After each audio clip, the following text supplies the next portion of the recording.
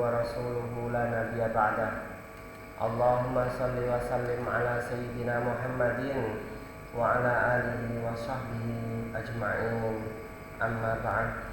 Rabbi shrah li sadri wa yassir li amri wahlul 'uqdatam min lisani yafqahu qawli. Amin ya rabbal alamin.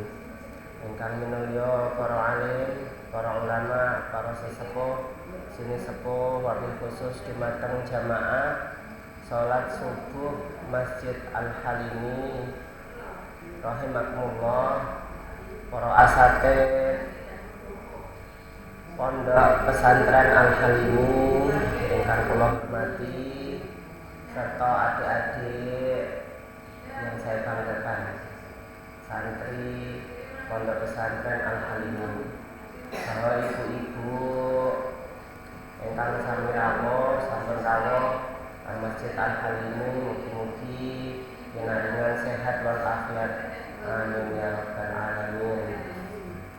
Monggo kita nyosake syukur dumateng Allah Subhanahu wa taala ingkang sampun maringi pinten-pinten kenikmatan sehingga kita saged makempal malih teng masjid punika kanthi sehat walafiat. Niki sampun puasa keberapa jadi kelima, betul. Insyaallah kita akan lanjutkan pengajiannya sampai tanggal 20 Ramadan. Nanti kalian akan pulang ya di situ ya. Tanggal berapa pulangnya? Tanggal 22 atau 23 tidak tahu. Nanti coba tanya sama Ustaz. Atau pengen bocor di sini? Bocor di sini? Enggak ya? Kurang masing-masing. Salawat serta salam mugi panjenengan dumateng bendera kita Nabi Muhammad sallallahu alaihi wasallam. Allahumma shalli ala sayyidina Muhammad. Kita melanjutkan hadis yang berikutnya nomor 18 dari Mukhtarul Ahadits An-Nabawiyah. Kitab ini dinamakan sebagai Mukhtarul Ahadits An-Nabawiyah. Mukhtar adalah pilihan, al-ahadits hadis-hadis Rasul, an-nabawiyah Nabi, berarti hadis-hadis pilihan dari Nabi Muhammad sallallahu alaihi wasallam. Ittaqullaha wa adilu baina auladikum. Takutlah kalian kepada Allah dan berbuat adillah kalian antara anak-anak kalian. Ini berbuat adil. Para ibu-ibu, ya, gadah putra putri, ya, antara putra setunggal kalian putra sanese kedah adil. Ini wajib. Namun jenengan akan dipertanggungjawabkan di akhirat nanti. Adil itu nopo? Tangannya itu pendidikannya saya, kerja adik-adik ini pendidikannya saya. Orang yang setunggal orang pati pinter akhirnya orang di sekolah itu sekarang sekolah itu sekolah ya nah. Itu betul dasar, itu wajib. Kita tekankan pendidikan itu merupakan dasar dari segalanya. Maju mundurnya negara ini maju atau tidaknya adalah karena pendidikan. Andaikan misalkan buatan pendidikan, Bapak Jokowi, presiden kita, anaknya tukang kayu di kota Solo, sampai sekarang mungkin masih tetap jadi tukang kayu, koyok bapaknya. Tapi karena pendidikan tinggi, baik pendidikannya, pinter beliau, akhirnya sekarang menjadi seorang presiden. Anaknya kemarin Mas Gibran mencalonkan diri sebagai wakil presiden, dipilih ternyata terpilih sebagai calon wakil presiden Indonesia tahun 2024 sampai 2029. Ini menunjukkan arti bahwa pendidikan itu sangatlah penting. Adik-adik harus berpendidikan, pinter. Ini pertama. Yang kedua, sekali lagi menerangkan Rasul menjelaskan bila nak salmami kita mempunyai putra putri wajib adil. Sing setunggal ditumbaske baju lebaran, sing setunggal mboten, niki mboten adil. Para asatid di ngoten, misalkan nanti pengen mempunyai 2 ataupun 3 istri, boleh. Seorang laki-laki poligami boleh. Ini dalam Islam, bukan saya menganjurkan untuk poligami, tidak. Dalam Islam boleh, tapi syaratnya adalah adil. Nah, mboten adil haram hukumnya. Saake. Oke. Ibu-ibu akan tersinggung kalau membahas poligami. Ini dalam Islam memperbolehkan, bukan melarang, tidak. Tapi syaratnya adalah adil. Sekali lagi, saya setunggal diparingi ditumbaske griya atau dibangunkan rumah, yang satu tidak. Anaknya antara misalkan anak satu dengan anak yang lain harus sama. Meskipun kasih sayangnya panjenengan niku mboten sami. Sing setunggal niku luwih disayangi, sing setunggal mboten. Karena sing setunggal niku nurut kalih ibuke, kalih orang tuanya, tapi yang satu tidak nurut sama orang tuanya. Maka kecintaan kita itu jauh lebih condong yang mencintai kita daripada yang tidak mencintai kita. Meskipun ngoten niku mboten dikategorikan mboten adil, tidak. Keadilan itu adalah dalam pembagian, ya, apapun itu. Kalau pembagian hati tidak bisa dikategorikan sebagai adil. Sebagai contoh, Rasulullah niku lebih mencintai Sayyidatina Aisyah daripada istri-istri yang lain. Karena apa? Karena memang satu-satunya istri yang paling cantik dan yang paling pintar serta paling muda ketika waktu itu. Sementara istri-istri yang lainnya dalam kondisi janda dinikahi oleh Rasul.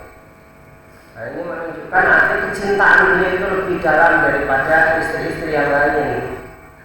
Ini tidak berarti bahwa Rasul itu tidak adil dengan yang lain, tidak. Karena ini masalah hati. Rasul setiap kali memberikan diparingi sedanten. Misalkan ditumbaskan bajunya sedanten diparingi sedanten istri-istri ini pun.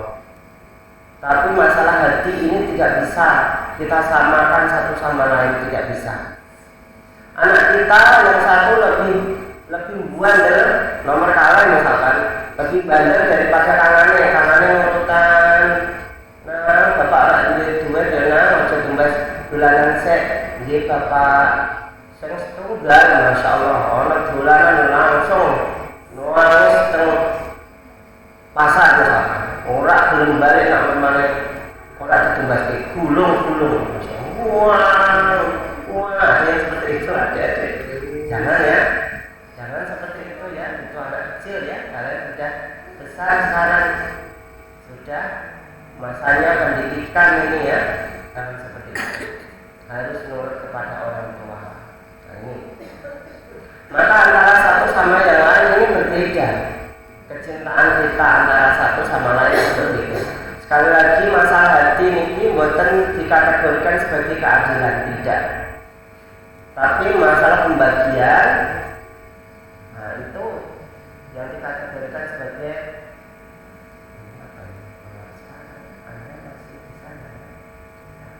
ya. Kemudian berikutnya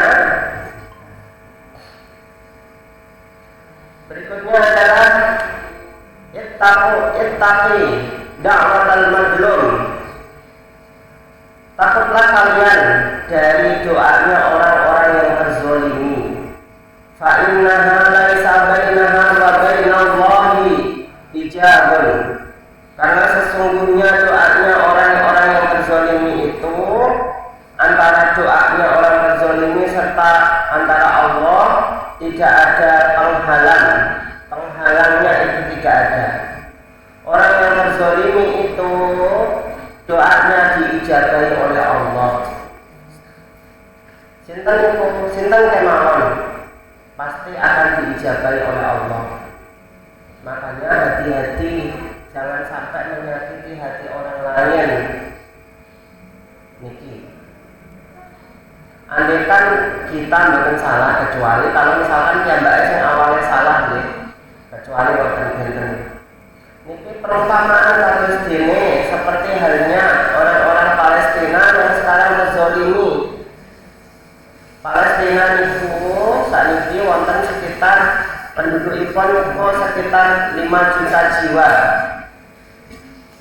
Semakin sedikit setiap harinya semakin sedikit karena banyak atau ribuan orang yang dibantai oleh orang-orang Israel.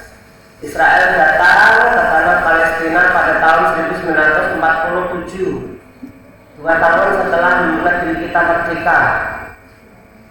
Mereka dibantai, dibunuh oleh Adolf Hitler dalam peristiwa Perang Dunia II yang ada di Eropa sana. Adolf Hitler, Raja Perang Dunia II. Gara-gara dialah ada Perang Dunia II. Akhirnya etnis Israel itu dibantai, dihabisi. Ada sekitar 2,5 juta warga Israel di Eropa yang dihabisi. Sisanya kemudian meminta suaka dan dia pindah kewarganegaraan ke Palestina, minta perlindungan. Palestina diparingi tanah, ternyata setiap hari berbuat onar, ternyata membunuh warga asli Palestina. Itulah yang terjadi di Palestina sekarang, Bapak Ibu sedaya. Harus kita ketahui bersama. Sehingga dari sini orang-orang yang terzalimi itu akan diijabahi oleh Allah.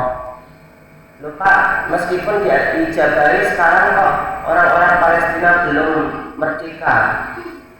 Kan harusnya Allah itu mengijabahi, mungkin ijabahi doanya orang-orang Palestina yang terzalimi itu bukan sekarang, tapi nanti kalau di akhirat. Atau bisa jadi belum saatnya diijabahi. Contohnya mereka meminta kemenangan kepada Allah tapi belum diparingi kemenangan sampai sekarang. Mereka masih saja terzalimi, dibunuh, dibantai, dibom, dirudal, rumah mereka hancur.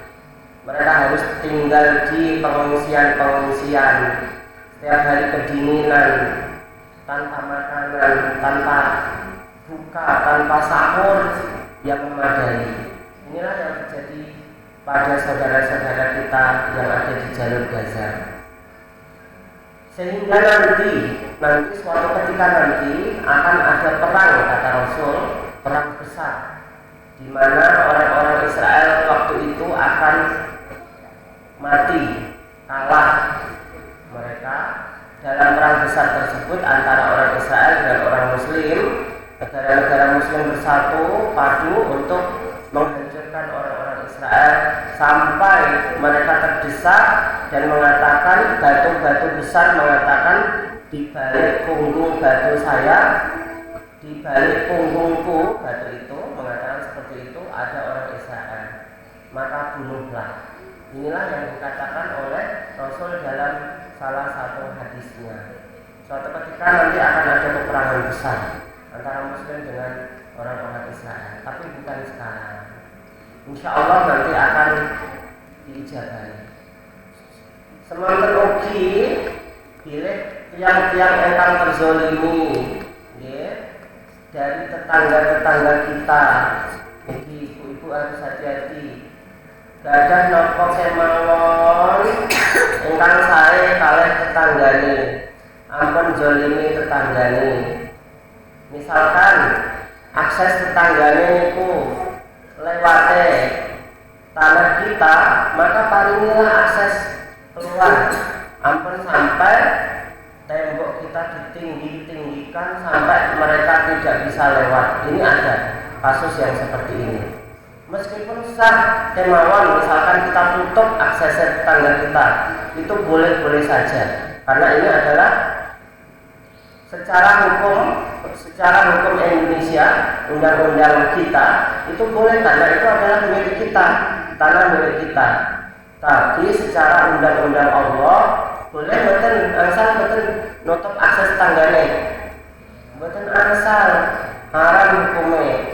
Contoh kemawon malih. Sawahe panjenengan niku sawah ingkang paling ujung kidul. Sementara nggih untuk mengairi sawah niku lewate inggih punika ler nggih utaranya. Andai kan misalkan yang mempunyai sawah bagian utara itu tidak memperbolehkan adanya pengairan, itu kan boleh-boleh saja karena memang itu sawahnya. Tapi dalam hukum Islam tidaklah seperti itu. Pengairan tetap harus sampai selatan miliknya jenengan itu wau, sawah selatan itu wau. Maka wajib dalam Islam ini ya, maka wajib yang mbake maringi akses air untuk mengairi sawah panjenengan. Ampun sok-sokan kemudian ditutup sehingga pengairan itu mboten lancar sampai sawah kidul. Niki mboten angsal, haram hukumipun dalam Islam. Andai kan misal itu dilakukan termasuk tiang zolim yang mbak, tiang terzolimi doa diijabahi oleh Allah Subhanahu wa Ta'ala.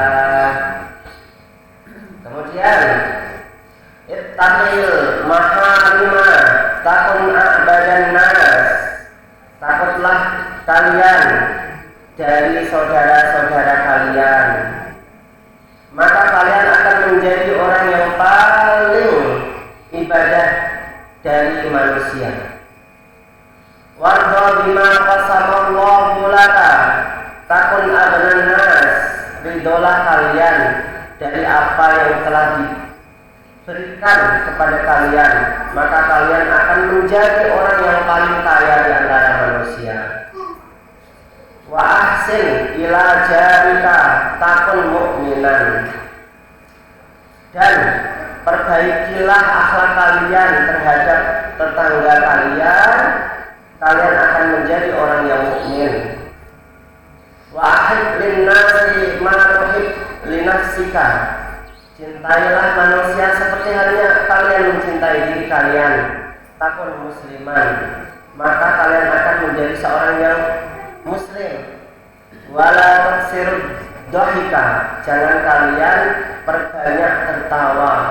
Fa inna kasratad dhahiki tumitul qalba, karena banyak tertawa itu akan mematikan hati seorang. Pertama, Rasul di sini satu persatu saya akan jelaskan. Pertama, kalau kita mempunyai saudara, maka harus menjalin silaturahim terhadap saudara tersebut. Jangan sampai memutuskan silaturahim. Saudara ini sinten, sederek-sederek kita itu loh, yang sekitar keturunan mbah, bapak, itu adalah saudara kita. Pak D, Pak Le, anaknya Pak D, anaknya Pak Le, ono kemalih anak kita. Jangan sampai kemudian terputus silaturahim antara seorang anak kepada orang tuanya. Ini adalah haram hukumnya. Termasuk adalah uququl walidain, orang yang tidak berbakti terhadap orang tua. Ini wajib seorang anak berbakti kepada orang tuanya ya, sampai kapanpun itu. Sampai bila mana orang tuanya meninggal pun demikian. Bahkan, ayo adik-adik santriwati, jangan ngobrol wae, ini pokoknya di pasar ya. Ya, jangan ngobrol ya. Mirate, ayo adik-adik. Kemudian, ini adalah kewajiban kita menjaga silaturahim satu sama lain, khususnya ketika bulan Ramadan. Kemudian Idul Fitri nanti kita jaga silaturahim. Ada sedikit uang kita berikan terhadap saudara-saudara kita, ya. Kita berikan jajan. Nanti juga demikian ketika waktu Idul Fitri kita kasih angpau, ya. anak-anak kecil yang datang kepada kita dari saudara-saudara kita kasih semuanya. Ini adalah hal yang mendekatkan diri kita terhadap saudara-saudara kita. Kemudian yang kedua, ridholah kalian atas apa yang telah dibagi oleh Allah kepada kalian, maka kalian akan menjadi orang yang paling kaya di antara manusia. Masya Allah. Andaikan kita diberikan rezeki sedikit, kita syukuri, alhamdulillah ya Allah, matur suwun sudah diberikan rezeki, daripada tidak diberikan rezeki. Ya Allah, alhamdulillah saya mempunyai motor daripada tetangga saya misalkan, atau saudara saya yang tidak mempunyai motor. Yang mempunyai mobil pun demikian, alhamdulillah saya mempunyai mobil daripada saudara saya tidak mempunyai mobil. Yang jalan kaki pun demikian, alhamdulillah saya masih diberikan sepeda misalkan ya, daripada tidak diberikan sepeda oleh Allah. Maka ini jamaah, syukur, rasa syukur kita. Jangan jadi orang yang iri hati terhadap saudaranya atau tetangganya. Tetangganya mempunyai mobil mewah, ya Allah, kemudian dia iri. Tidak boleh. Tangganya mempunyai istri cantik, istri saya kok seperti ini ya, tukar tambah gimana ya? Oh, nggak bisa seperti itu. Alhamdulillah saya mempunyai istri, daripada tidak mempunyai istri. Ini yang harus kita tekankan dalam kehidupan kita.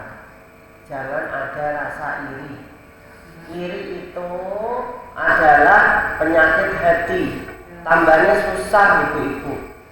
Kalau orang sudah mempunyai rasa iri hati terhadap orang lain, itu susah untuk diobatinya.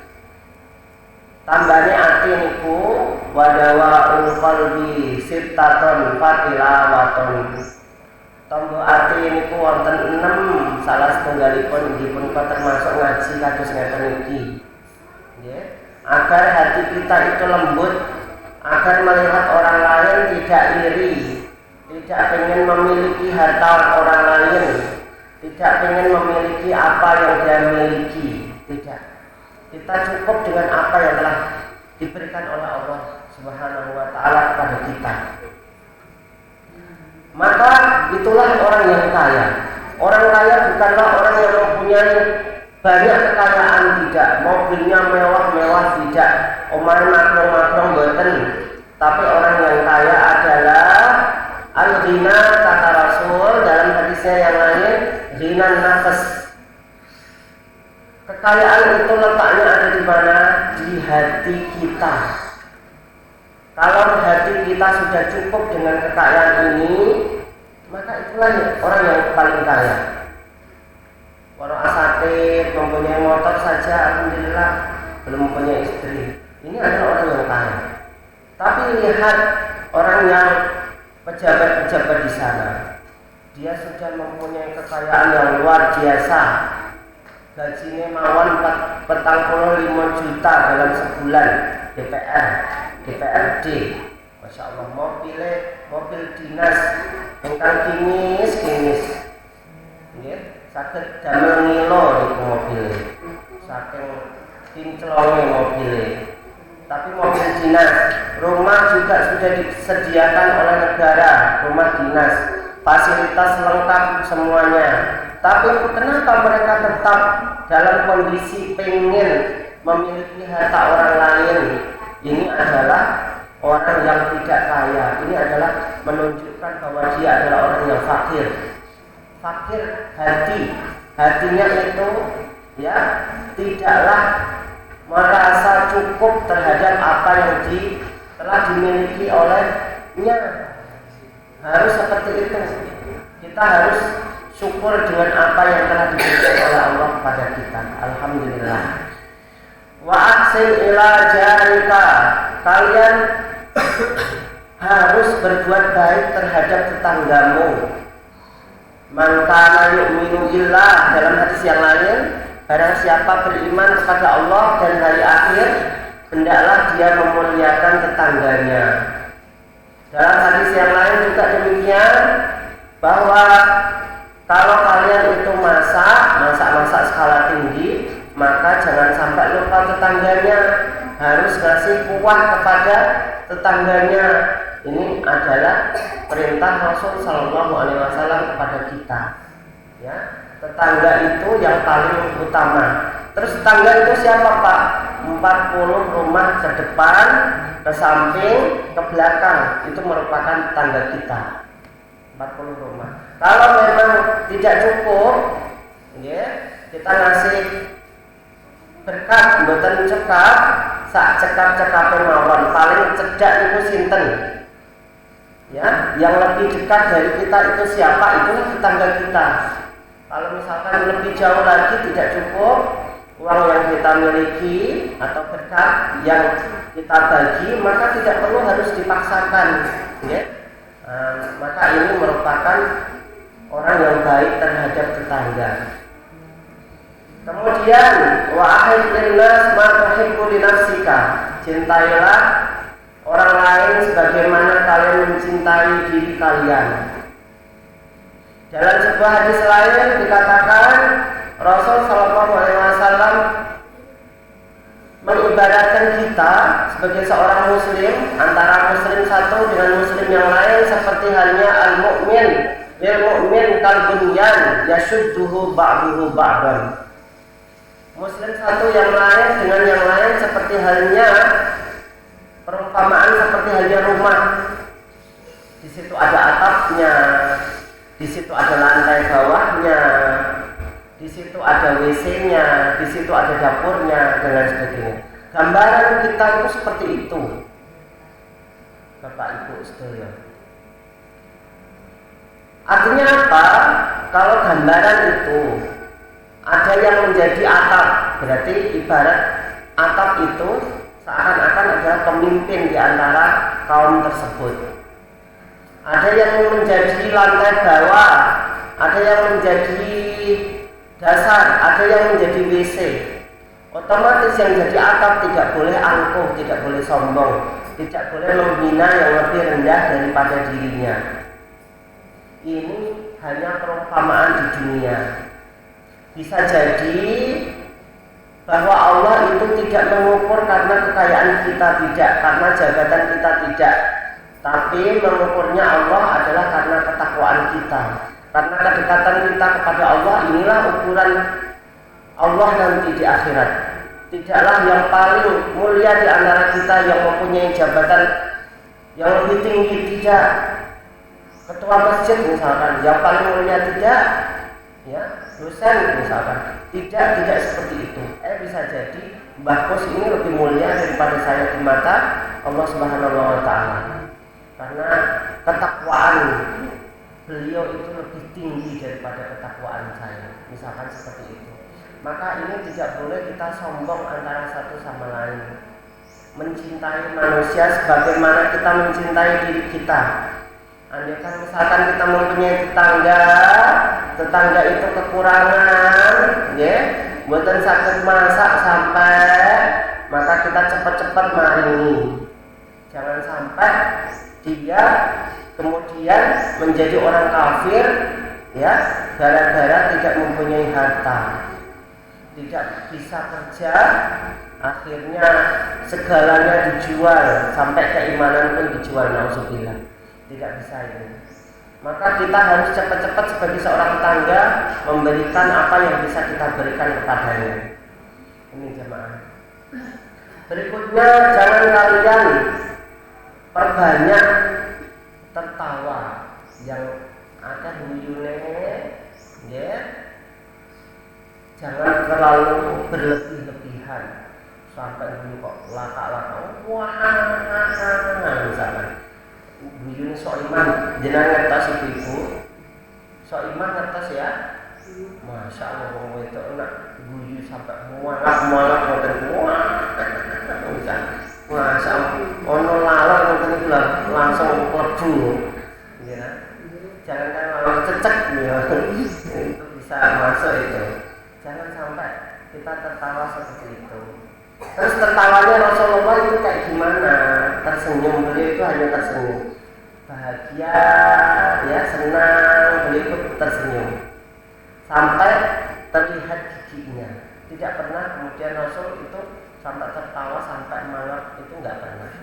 Ini Rasulullah mengajarkan kepada kita seperti itu. Apalagi yang mempunyai anak gadis, ya, disanjangi putri-putrinya yang nikah, ya, bersifat baik, ya, feminim, ya. Namun sampai nak guyu itu sampai semangat itu nggak. Kemudian karena kebanyakan tertawa itu akan menghancurkan hati kita, akan mematikan hati kita. Kenapa orang itu tidak tersentuh dengan lantunan Al-Quran? Karena hatinya ada yang rusak di sini. Kenapa malahan nonton dangdutan malahan pengen ngiding? Ini ada yang salah di sini. Al-Quran buat mereka terus ngoten niku, ya, dia hatinya tidak tersentuh. Tapi nonton dangdut digawur ngoten ngoget misalkan sampai sak kampung ngira sedanten misalkan. Ini haram hukumnya. Tetangga yang seperti ini haram hukumnya. Nauzubillah. Mengganggu tetangga meskipun itu adalah kesukaan kita. Kita senang dangdutan, angsal mawon boleh-boleh saja, silakan didengarkan dhewe nang dalem piyambak. Toh sekarang wonten headset nggih. Headset niku nggih jenengan ngiringke piyambak niku banter niku.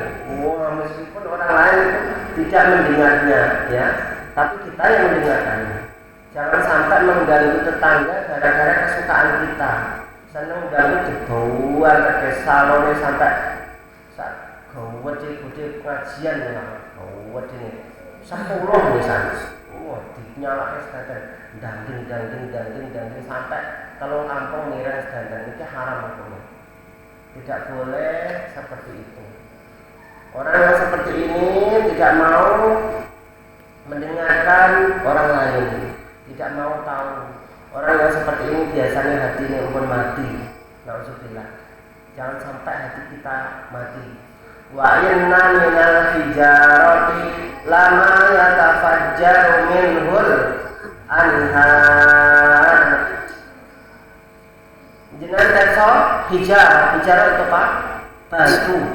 Batu itu setiap ketetesan air dia bisa pecah. Apalagi hati kita. Sebenarnya hati kita itu lebih lembut daripada batu tersebut. Tapi hati kalau sudah mati, sudah keras, sekeras batu, lebih keras daripada batu. Malah lebih keras daripada baja. Baja itu dipukuli, ya, dipukuli tidak mempan ya. Karena baja memang hati kita pun demikian. Harusnya hati kita itu lebih lembut daripada apapun. Ya, mendengarkan lantunan Al-Quran, merasa tenang hati kita. Jangan sampai mencari ketenangan dari lainnya. Ini kalau tekan ngoten. Kok seorang itu mencari ketenangan dari yang lainnya, ini salah. Maka mencarilah ketenangan dari membaca Al-Quran, mendengarkan Al-Quran. Apapun itu masalah kita, insya Allah akan hilang karena adanya lantunan Al-Quran. Kalau misalkan nembe galau, ya, wonten nopapun itu, permasalahan apapun itu bisa kita tenangkan lewat lantunan Al-Quran. Betul sakit kita mau Al-Quran saat ini pun wonten MP3, ya, MP3 disetel Al-Quran mawon teng dalem. Sakit mendengarkan dari rumah, rengang-rengang membaca Al-Quran. Tambahnya hati itu termasuk itu. Termasuk inggih punika tambahnya hati, inggih punika nggih majalisul ulama, dekat dengan para kiai, para ustaz, nggih niki termasuk tambahnya hati. Hati kita keras, maka kita harus dekat dengan para alim, para ulama, para kiai, para ustaz, para al-hafidh. Insyaallah hati kita akan lembut. Karena mereka sering membaca Al-Quran, mereka sering zikir kepada Allah, termasuk yang dipunika mendekatkan diri kepada masjid. Saya dekat masjid, mendekatkan diri kepada masjid. Masjid niki saya, ya wonten lantunan Al-Qur'an hampir setiap saat, wonten azan hampir setiap saat. Niki alhamdulillah syukur kita dekat dengan masjid. Kula emot riyen nalikane mondok nggih, Kyai kula berpesan sebelum saya boyongan nggih, nang awakmu nak ning ndi wae aja sampai ada teko masjid. Alhamdulillah kula teng Mesir, alhamdulillah asal asrama yang dekat dengan masjid, tinggal jalan beberapa langkah saja sudah sampai. Nggih. Kemudian saya punya rumah pun di belakang masjid persis. Alhamdulillah. Ini adalah kita syukuri bersama. Adik-adik pun demikian. Maka nak milih griya rumah lebih baik di dekat masjid. Kalau misalkan kita ndang hutan, niku ewah nak misalkan dibanter-banterke, medake sampinge nggih punika masjid nggih. Mosok banter-banter sing azane banter ndang hutan banter masyaallah. Iki lomba apa iki tulasan dan apa itu. Kemudian berikutnya ittaqullaha wa sallu khamsakum. Takwalah kepada Allah kalian semuanya, salatlah 5 waktu. Wasumu syahrakum, dan puasalah kalian di bulan Ramadan. Wa atu zakata amwalikum, dan tunaikanlah zakat kalian thayyibatan bima anfusukum, sebagai penyuci diri kalian. Wa ati'u da amrikum, taatlah kepada pemimpin kalian. Tadkhulul jannata rabbikum, maka kalian akan masuk surganya Tuhan kalian. Masya Allah, ini hadis yang bagus. Kalau kita sholat 5 waktu pengen masuk surga, niki mawan kuncinya. Sholat 5 waktu, puasa Ramadan, menunaikan zakat, kemudian taat kepada pemimpin kita, 4 hal itu pasti kita akan masuk surga. Sholat, poso, zakat. Zakat niki nak mampu, nak mboten mampu dia mboten perlu harus zakat, malah dizakati niki nggih. Kemudian harus taat kepada pemimpin. Pemimpin di antara kita niku sinten? Misalkan RT wonten Pak RT, masjid wonten ketua masjid, negara wonten presiden, niki harus taat sedanten nggih. Kabupaten wonten Pak Bupati, gubernur wonten Pak Gubernur, niki harus kita taati. Kita diminta apapun itu, kalau memang itu adalah pemimpin kita wajib melaksanakannya. Sebagai rakyat yang baik harus membayar pajak. Wajib kita membayar pajak rumah, wonten pajak nggih, pajak bumi dan bangunan, sawah, wonten pajak ipon yang harus setiap tahun kita bayarkan. Nah, mboten haram hukumipun. Ternyata napa? Pembangunan jalan, pembangunan negara niku nggih punika saking pajake kita sedaya. Nah, mboten saged jalan nggih. Jalan api-api di zaman Pak Jokowi niki nggih karena napa Ibu-ibu? Pajak kita semuanya. Termasuk nggih punika pemimpin yang amanah, pemimpin yang bisa menjalankan amanah rakyat dengan baik. Ini merupakan salah satu hal yang bisa membangun negara kita, termasuk ketaatan kita kepada pemimpin. Berikutnya nggih punika ya.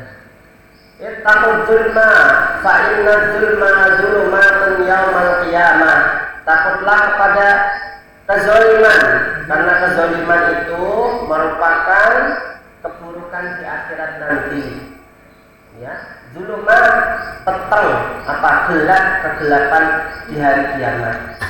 Takutlah kalian kepada kezaliman, zalimin tiang sanes boten angsal haram hukume. Nah, tiang engkang zalim tiang sanes, maka dia akan mendapatkan kegelapan di akhirat nanti. Rasul melarang kita untuk mengambil tanahnya orang lain, maka kita jaga tanah kita. Jangan sampai batasnya ini malah dilebarke misalkan. sawah itu jane misalkan 15 meter ternyata ditambah 15,5 misalkan. Meskipun orang yang tetangga kita itu tidak tahu, tapi Allah Maha tahu. Tiang kados ngoten niku termasuk tiang ingkang zalim. Mboten gadhahi kita, ayam niku mboten gadhahi kita, tapi soba nang omahe kene dikasih makan, ya bodot-bodot sembelih. Wong sing tiap dina makan aku ae kok ya. Ah iki haram hukume wong mboten gadhahi kita nggih. Mboten angsal dimiliki, haram hukume. Niki tidak boleh. Ini adalah kezaliman. Yang engkang melaksanakan kezaliman di dunia maka akan mendapatkan kegelapan di akhirat nanti. Kuburannya gelap, dicepet bumi, ditindih, dikepruki malaikat na'udzubillah min dzalik. Niki engkang saged kita kula sampaiake mugi-mugi manfaat dumateng kita sedaya. Kemudian kita pungkasi kanthi hamdalah bersama. Alhamdulillahirabbil alamin. Wassalamualaikum warahmatullahi wabarakatuh.